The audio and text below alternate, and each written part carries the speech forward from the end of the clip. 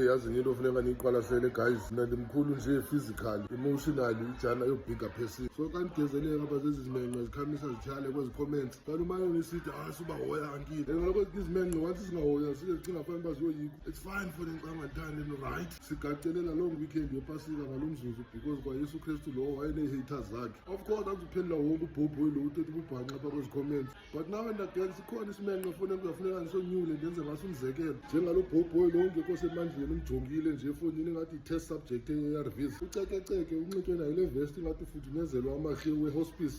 Sonxebene negama lenye indoda efonini awubekwa ngagani entloko wakho. Le brand ifana nam fonini, it's not for wonke. Awunyanzelekanga uyithenge xa ungafuni. Stick to ezi jezi zakho zirhangahanga fonini xa ucaba uyo-target market. Uyeke ibrand le yona inabantu bayo. Thina ezizimenqe sijonge hempe ezitshekhi ingathi yi-fight-hook. Ubonakala kwangeza ndundu ezisebusweni uba uqhelile ukhamisa utyhala. Awuzolunga ngapha kum simenqe mpini.